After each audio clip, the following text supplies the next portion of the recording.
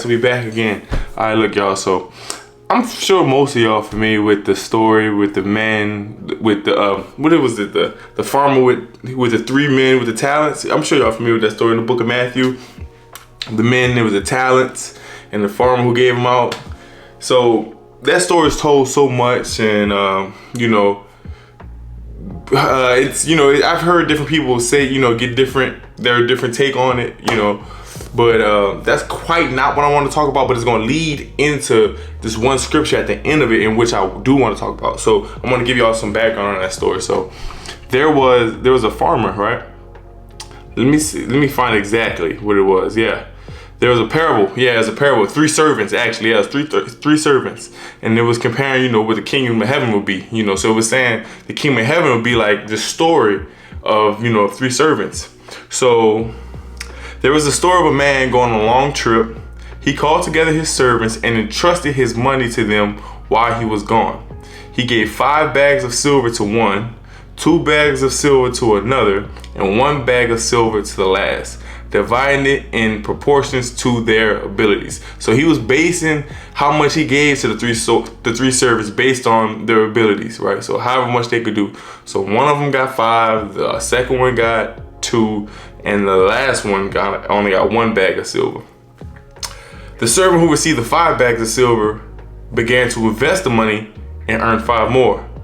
The servant with 2 bags of silver also went to work and earned 2 more. But the servant who received 1 bag of silver dug a hole in the ground and hid the master's money.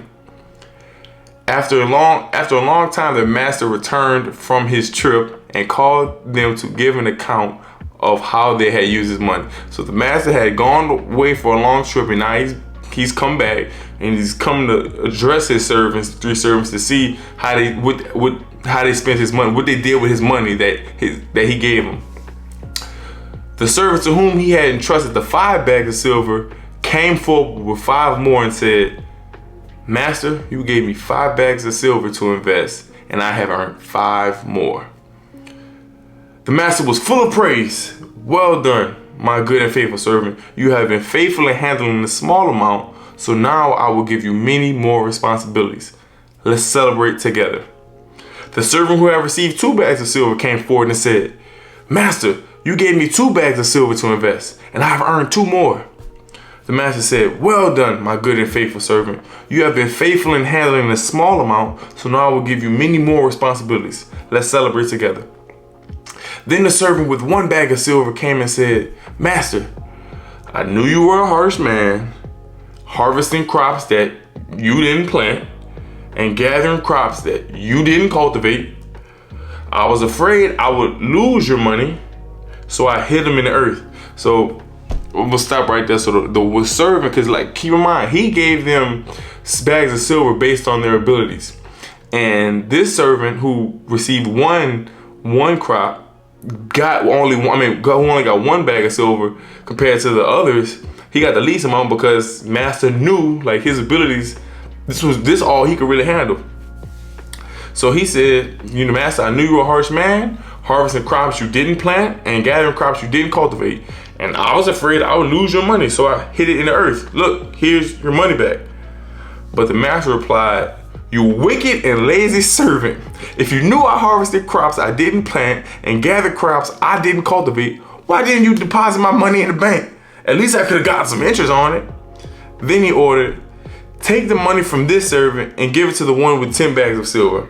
So what he did was he took what was given to the least favorite. So he said, "Look, give it here. I'm gonna give it to the one who has the most abilities. You didn't do what I asked you to do. You was stingy. You was afraid. You did nothing with what I told you. I gave you little responsibility, and you didn't do nothing with it. So look," he said, I'm gonna take yours. I'm gonna give it to somebody who's gonna know what to do with it." And then then he went on to say, "To those who use well with what they are given, even more will be given, and they will have an abundance. But from those who do nothing, even what little they have will be taken away." Now, I just wanted to give y'all some background So I just wanted to give you, kind of tell the story before I talk about that verse. But I really just wanted to talk about that one part right here. That one part, right? Highlighted part. It said, to those who use well with what they are given, even more will be given. And they will have an abundance. But from those who do nothing, even what little they have will be taken away. Man, that right there puts me in like a chokehold. I ain't gonna lie. Because it's like, wow, right? We all want to get somewhere, right? We all have goals, right? All of us want more. We want more money and more responsibilities and more platform and a bigger stage, and we want more resources, and we want more. That's all we wake up every day and we dream for more, right? But we lose sight of what we have now. And it says, for those who do well with what little they are given, right?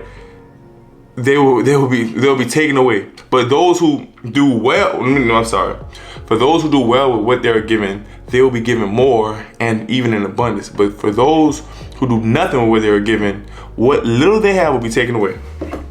That puts me, and that gets me that puts me in a chokehold, because it's like, all of us, even including myself, I want more, right? I want more, wherever that may be, a better career or a bigger platform, or more success, right? And I lose sight, right? I want more, but I lose sight of what I have right now, right? And I often take for granted what I have right now. Like I want to reach more people with these videos, right? Well, the few people that I am reaching, right? Or the few people that I am ministering to, the few people that are in my life. The few people that are in my life, how good am I doing with that, right? I'm asking for more, but what am I doing with right now? I want blessing and increase, but how well am I handling right now?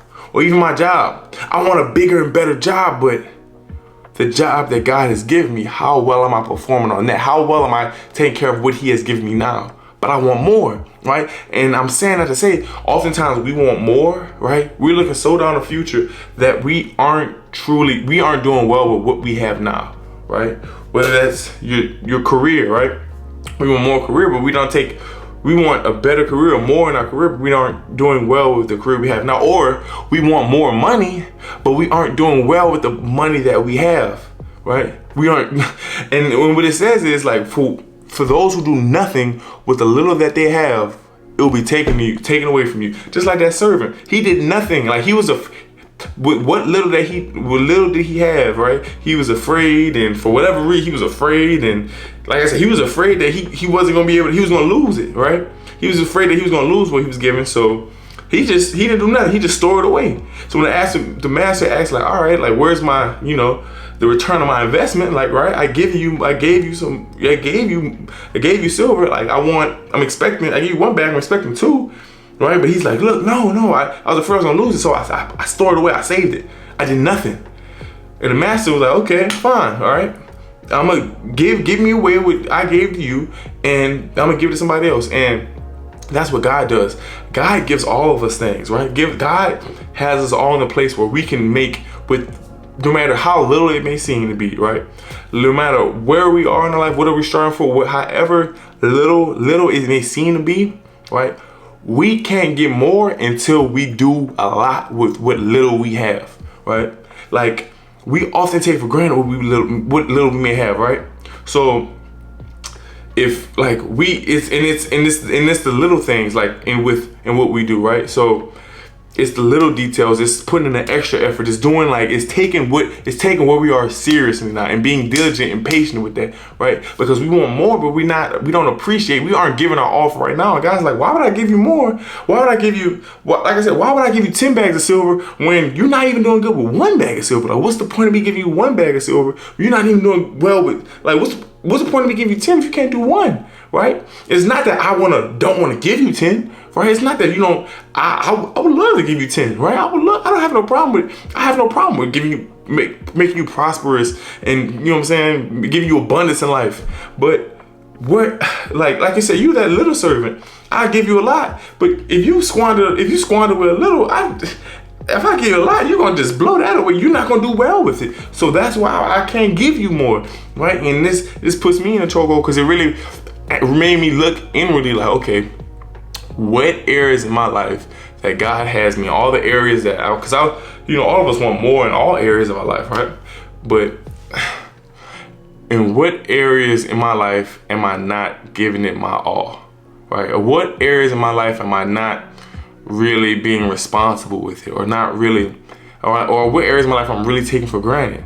In like the situations, not the situations, in the phase of my life I am now, am I taking every area of my life, with full care, full detail, full effort? Some things yes, some things no. But I continue to dream and ask God and pray for more. But can I expect more if I don't even make good right now? Like, can I want $100 if I can't make good at $10, right? Or can I ask for $1 million if I'm not even doing good with a couple hundred I have, or 1,000? You know what I'm saying?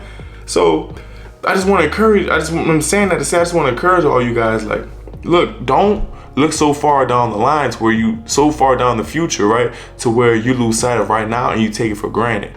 And you be like, well, like, what does it matter? Like, what does it matter? Like where I am now, but versus like where I am then. And it may seem like it's not a big deal right now, but like truly, like God's watching, right? And God's the one always watching. And it's between, like, you just gotta be honest with yourself, because like He's always watching, and He's the one that blesses us and gives us all that we have. So if you want more, you want an increase and you want to prosper, like, be good with what you have now. Now when I say be good, not to like be, obviously be grateful, but when I mean say be good, like do a great job now, right? Oh, and this one last thing. A lot of times we think that when we get more, we're gonna do good with that, right? That's when I'm gonna start doing good. That's when I'm gonna start being responsible. That's when I'm gonna start giving full effort, right? That's when I'm gonna, make good of what I have when I get more. But I'm gonna just wait on that, right? And like, I don't got it right now, so I'm gonna start putting them habits and doing them things later. No, put those practices in now, because until you make great use of what you have now and the resource you have now and the career you're in now and the position that you're in now, until you make good use of that, God cannot give you more. So I just want to encourage you guys, really analyze yourself. I'm doing the same. Really analyze yourself and really look at the areas in your life into where you are, you know what I'm saying, in which areas that you may not be lacking, right? In areas that you may want more, but honestly that you aren't being a good servant in what literally that you may have now, or more that you may have now. Peace, man. I love y'all.